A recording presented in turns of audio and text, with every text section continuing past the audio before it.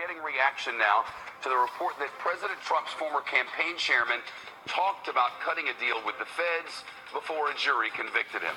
Now Paul Manafort getting ready for a second trial. Also, word the Vatican had knowledge of the cover-up of the sexual abuse of more than 1,000 children by priests in Pennsylvania. That accusation from the state's attorney general, who says he has evidence. He'll join us live in studio just days after a former top Vatican official called for Pope Francis to resign. Let's get to it. Now, Shepard Smith reporting live from the Fox News deck. And first from the Fox News deck this afternoon, a tearful goodbye to Senator John McCain on the Senate floor, as his longtime friend, Senator Lindsey Graham, stood next to McCain's empty desk, draped in black with white roses. It is going to be a lonely journey for me for a while. I'm going to need your help. And the void to be filled by John's passing is more than I can do. Don't look to me to replace this man.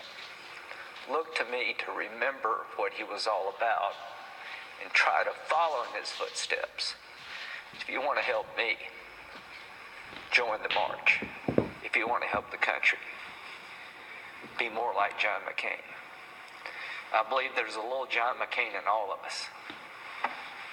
And the little John McCain, practiced by a lot of people, can make this a really great nation.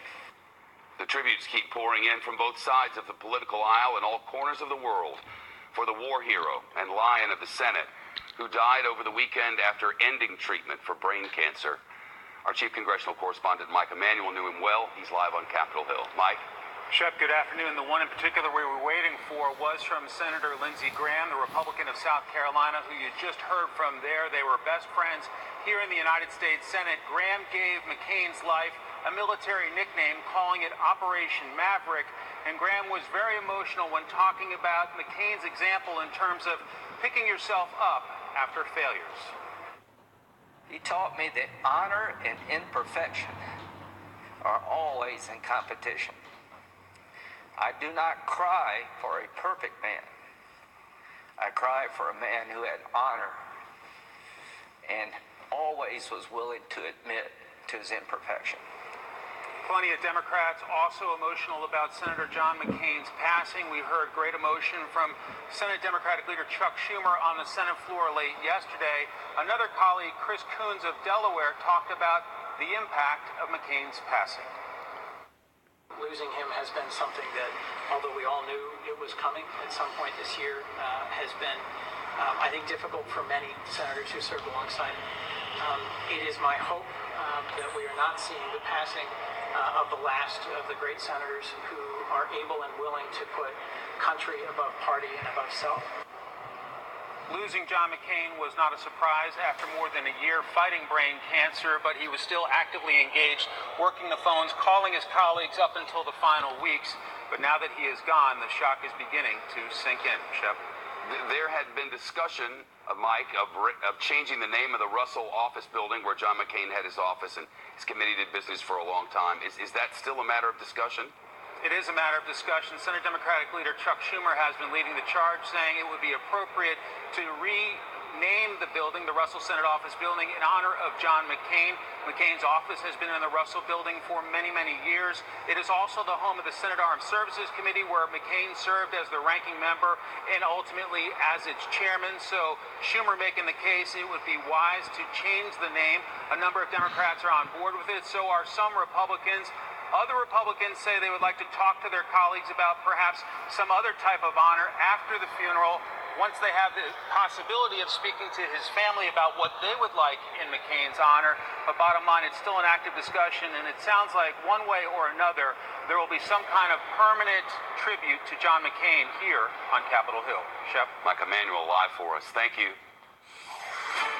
Some breaking news and a live look at the White House, where we're waiting to hear from President Trump. We're told we'll hear from him in just minutes. He's hosting the president of FIFA, the international organization that puts on the World Cup and has had so much controversy in and of itself. But we're expecting reporters to ask about a lot more than soccer. President Trump has been facing enormous backlash over his response to the death of the war hero and Senator John McCain. Now, in what could be an attempt to distract, the president is stirring up a new feud with Google, accusing them, on Twitter of course, of rigging search results so that all the news stories that show up about him are negative. According to Google, this is not a real thing at all. Here's President Trump's chief economic advisor, Larry Kudlow, who may not have heard about this, when a reporter asked him about the president's tweet, which said the situation, quote, will be addressed. Does the president believe, or does the administration feel that there needs to be some form of regulation for Google, or what exactly was the president referring to? We'll let you know. We're taking a look at it. We'll let you know. We'll let you know. This would not be the first time that President Trump caught his advisors off guard with a tweet. Far from it. Our chief White House correspondent, John Roberts, is live there. It feels like another one. Well, you tell me, what is this? Well, it's one of those things that happens almost every day when the president gets up. He doesn't like the coverage, and so he says something about it. He did address this very briefly in that Oval Office pool spray along with the president of FIFA. I just have a quick little note on it that says Google, etc., treading on troubled territory. We'll get more when we get the play out of that. But the president basically thinking that Google is involved in a conspiracy to put bad news about him high on its Google search engine and to suppress the voices of conservative media outlets that might be more favorable to him.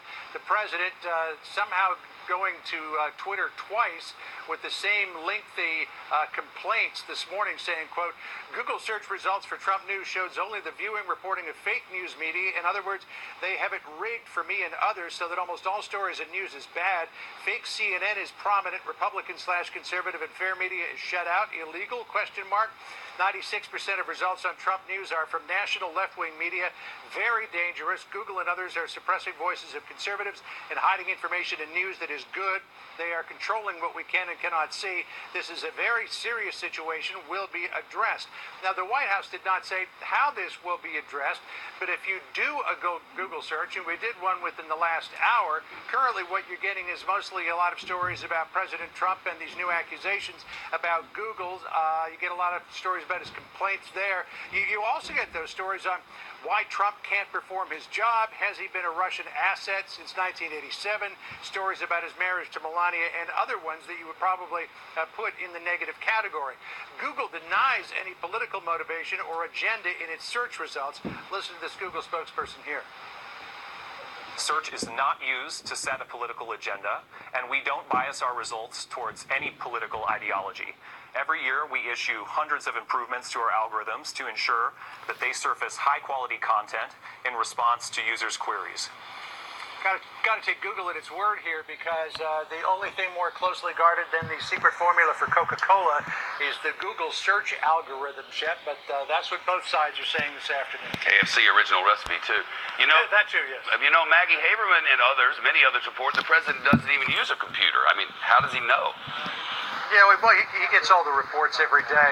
What's interesting is the president is still one of those people who quaintly read the newspaper every day. I remember delivering a bundle of newspapers to Sean Spicer that were lying on the floor outside his office one day. I said, why are you reading the newspaper? He said, because the president reads the newspaper, and I need to know, as the press secretary, how he is looking at the news, so I need to read the newspaper as well. So he says, did you see that story on page 83? I know what he's talking about. But as to how he sees all these Google results, I assume that they're probably passed along to him from his social media guru, Dan Scavino, and others. A lot of talk around there about trade today, John. Yeah, and really the White House is putting pressure on two fronts here. First of all, on Canada. By boxing Canada out of the deal with Mexico, the president has now put pressure on Canada to come to the table to either sign on to this deal or face tariffs against its automobiles of some 25%. Christian Freeland, who is the Minister for Foreign Affairs in Canada, is down visiting the U.S. Trade Representative Robert Lighthizer today. So the president trying to get Canada on board. The second part of this is a real shot across China's back, because this new agreement between the United States and Mexico on rules of origin for car parts means that 75% of all of the components that are put into a car have to be made in either the United States or Mexico. China had been doing a big business in funneling its cheaper car parts through Mexico that were getting into these vehicles, but now 75% of those parts have to be made in either the United States or Mexico. That's definitely going to cut back on business that China has been doing. Here's what Larry Kudlow said about it earlier this morning. We don't really want China to come on and encroach. They won't let us in their place, so we're going to have to protect our own workers. And on and on and on. I mean, I just think it's a very pro-growth. It shows you two sides with goodwill can sit down and work out what is essentially a free trade deal, free trade, fair trade, and get it going. All right, so here's here's the game that the White House is up to. They're right now shelving talks about trade with China, and the president is saying no reason to have them. He doesn't think they're going to go anywhere. Meantime, he cuts a trade deal with Mexico. He hopes to cut a trade deal with Canada. He hopes to cut a trade deal with the European Union, and he hopes to cut a trade deal with Japan to really kind of more level out the playing field, and then go to China and say, everybody else is playing ball with this. You better do it too. Shep? Roberts at the White House, where the president has just met with the FIFA representative, and I'm told he talked about Google. So we're about to have one of those playback situations from the White House in just a matter of seconds. We'll let you hear it in its entirety.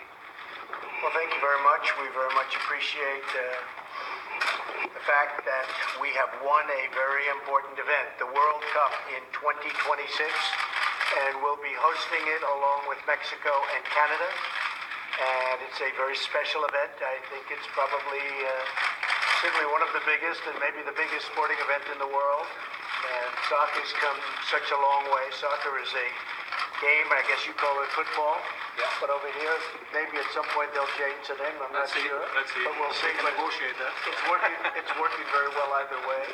But I just want to thank Gianni Infantino for being here. He's the president of FIFA and a highly respected man. In fact, when my son heard he was going to be here, he said, Dad, I'd like to meet him. So you're pretty famous, right? Yeah. Pretty important, you're pretty famous. He likes, my son Barron loves soccer.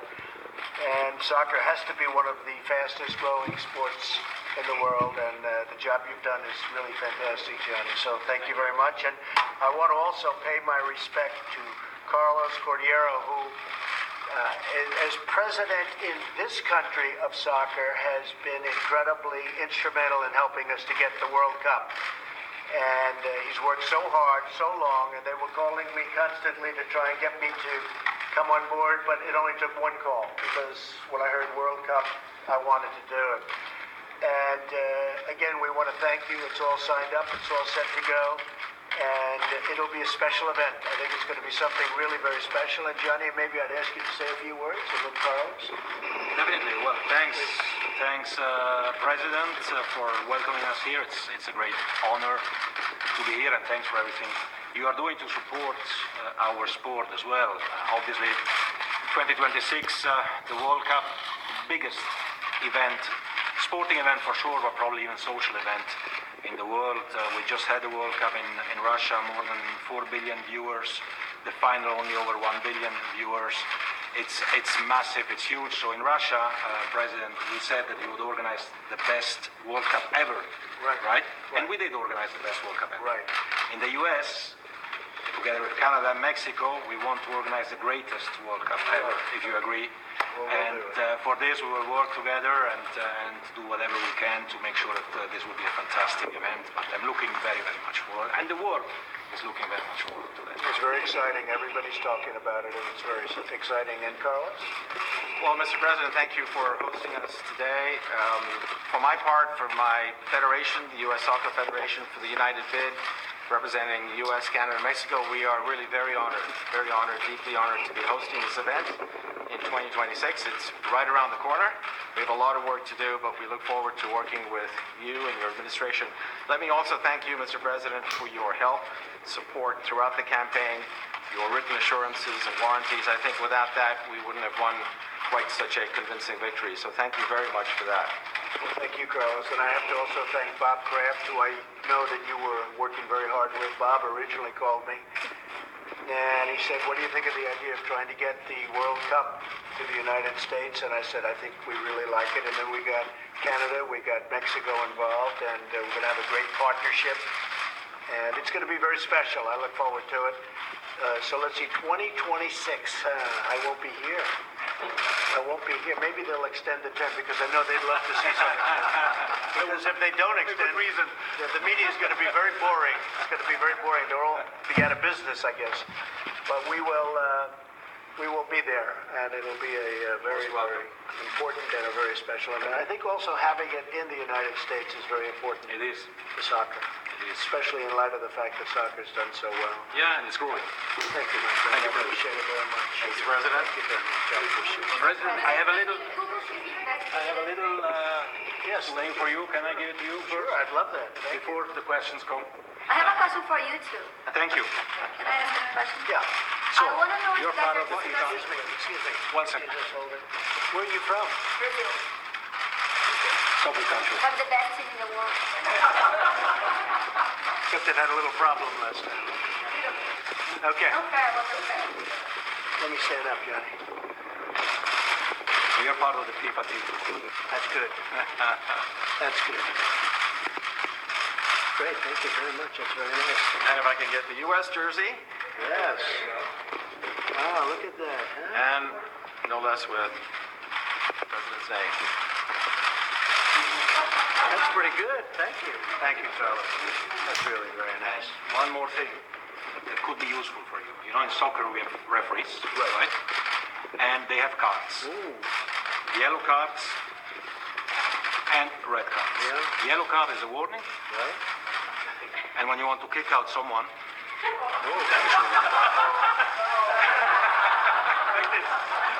That's true, right?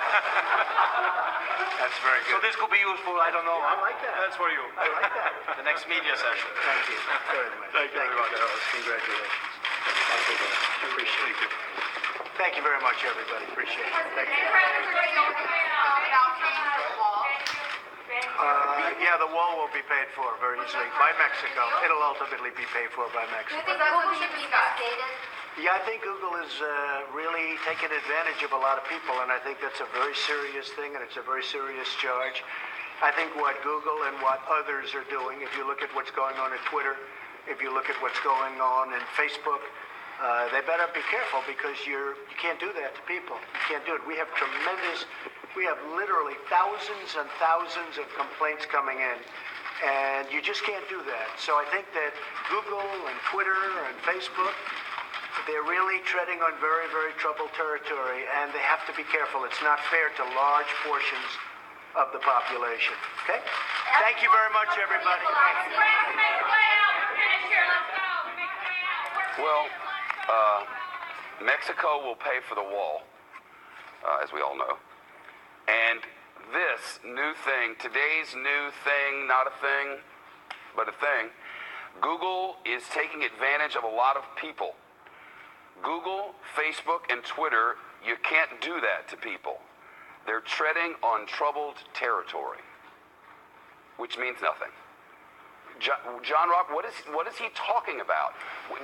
Treading on troubled territory? You can't do that. Do what to people?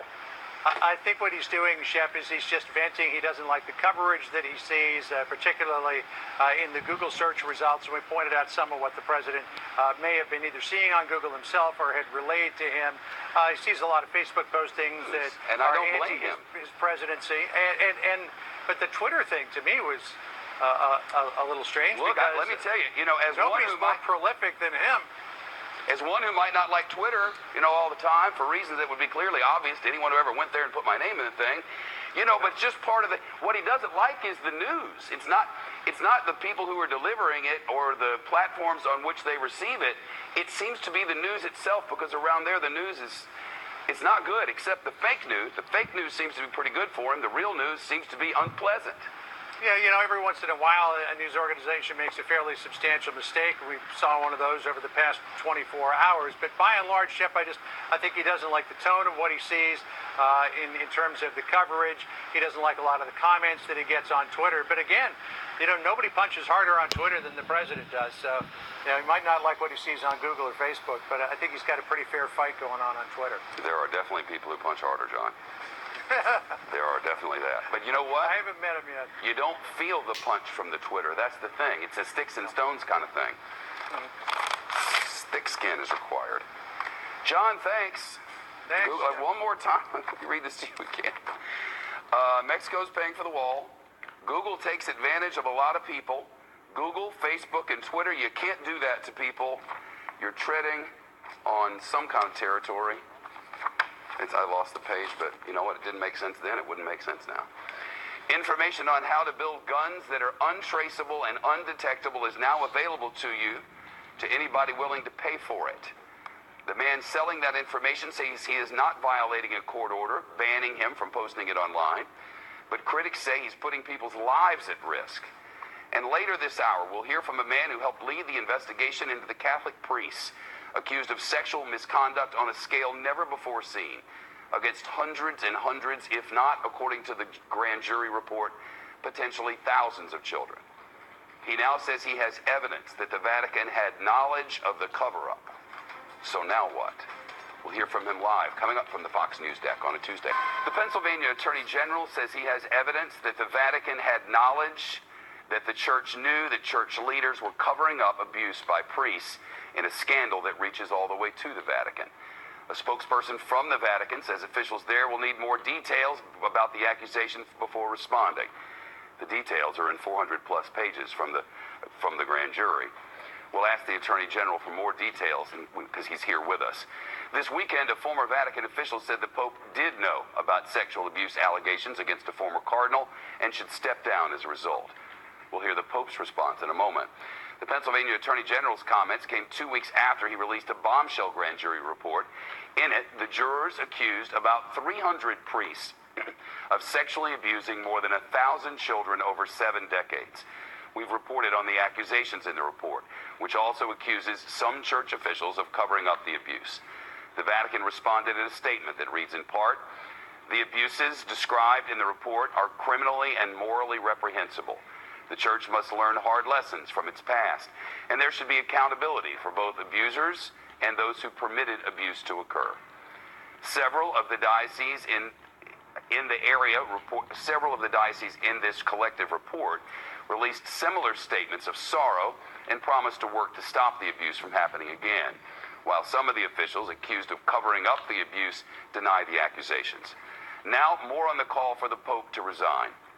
The former Vatican ambassador to the United States says he told the Pope himself about sexual misconduct accusations and sanctions against former Cardinal Theodore McCarrick, and that the Pope covered for the Cardinal. Pope Francis did not confirm or deny the claims. He told people to read them carefully and decide for themselves. I read it, and I will say sincerely that I must say this to you and all of you who are interested. Read the document carefully and judge it for yourselves. I will not say one word on this. I think the statement speaks for itself. The former Vatican official says Pope Benedict XVI, the Pope before Pope Francis, put sanctions on Cardinal McCarrick after several men studying to be priests accused him of sexual misconduct. But the Associated Press reports those punishments were not enforced under either pope. The Vatican did not immediately confirm the sanctions even existed. The Pennsylvania Attorney General, Josh Shapiro, is here with us. Sir, thank you. Thank you. This 400-plus page report is like really nothing I've ever read. In the end, the grand jury comes to the conclusion that they have documented through the church's own records more than 300 victims and 1,000 victims and 300 accusers, but that the grand jury, from what it's done, believes there are thousands of victims, and the Vatican won't even begin with sanctions or admit what it knew when it knew it. Shep, this is the most comprehensive report ever written on this horrific subject. As you pointed out, 301 predator priests. The grand jury said that there were over 1,000 child victims and probably thousands of child victims. What the grand jury also found was not just widespread sexual abuse of kids, but a systematic cover-up at the highest levels in Pennsylvania, including bishops and now one cardinal.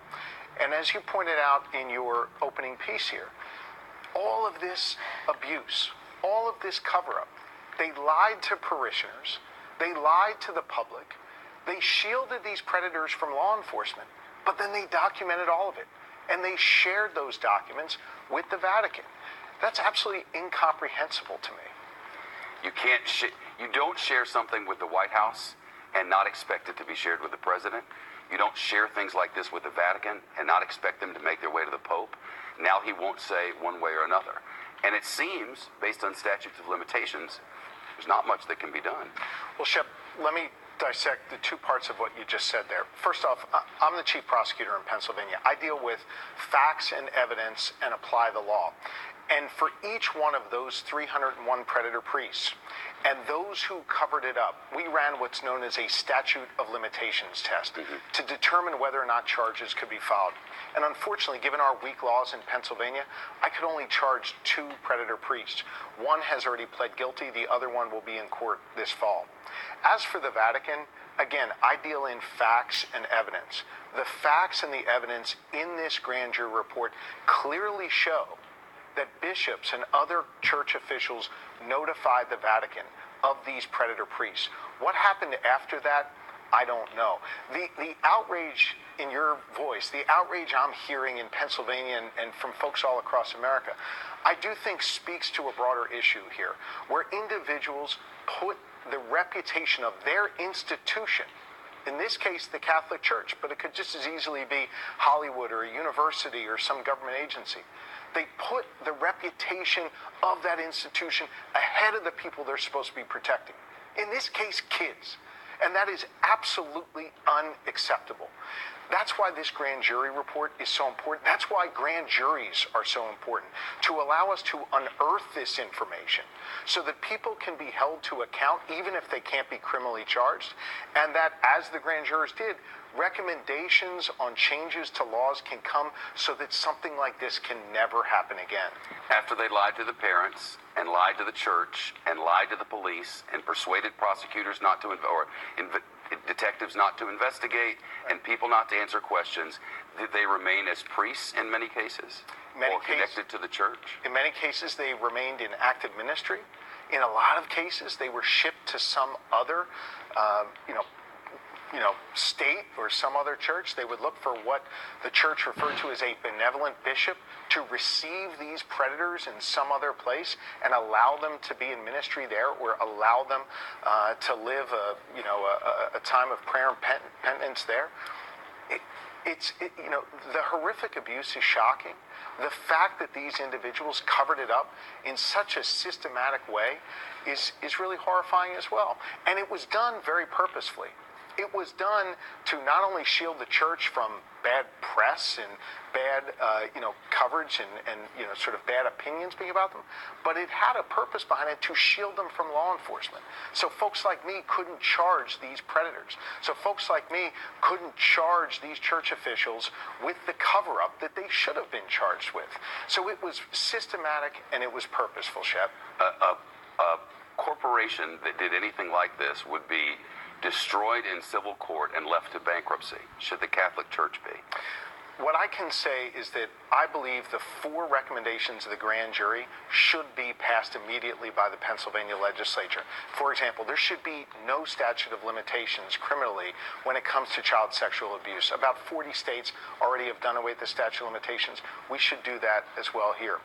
We also, I think, need to look out for the victims. Shep, we had an 18-month-old girl who was assaulted by a priest. We had a boy when he was 12 or 13 who was assaulted by a priest. He didn't share his truth till he was almost 80 years old. These individuals, throughout their lifetimes, deal with drug and alcohol issues. They deal with other, ailments and other things that require counseling and services and help. They should be able to get some resources from the church to help pay for that, to help deal with the challenges that they faced. We shouldn't allow the church, says the grand jury, and I agree, and I'm pushing for this change, to use confidentiality agreements to force these victims to not be able to talk to the police or law enforcement and share their truth there. These are common sense changes that I can't imagine any lawmaker in Pennsylvania could vote against after seeing the kind of horrific detail contained in this report in Pennsylvania. Do you think they will? I have confidence that our legislature will rise to the occasion, will put aside, the heavy lobbying. A lot of pressure from a big church. The heavy lobbying that's come from the church, the heavy lobbying that comes from the insurance lobbyists and other very powerful interests, and do the right thing. It's time for people to do the right thing, and the right thing is siding with these survivors. The right thing is putting people before powerful institutions.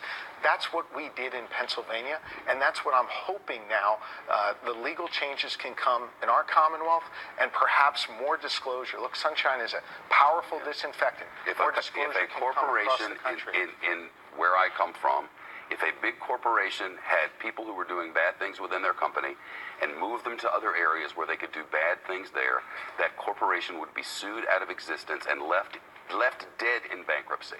Why shouldn't that happen to the Catholic Church? If this is as systemic as your grand jury says it was, if it reaches to the level that your grand jury said it did, if we've seen it in other jurisdictions, in other dioceses all around the world, how else, what is a better way? This is a moment of accounting for institutions in this country, and specifically for the Catholic Church. How they respond to this, how they support victims, how they ensure that something like this can never happen again, is still the story that has yet to be written. We've seen some powerful words from the Pope. I'll be curious to see what the actions are now from the Church. You touched on this at the outset. There are bishops in Pennsylvania today. There is a cardinal sitting in Washington, D.C. today who deny that there was a cover-up, who believe they did the right thing, when the Church's own documents disprove that. It is time for accountability. We're doing everything we can in law enforcement. The Pennsylvania legislature will do what it can. It's now time, I think, for some global accountability. Pennsylvania Attorney General Josh Shapiro, sir, thank you. Thank you, Shep. The news continues next.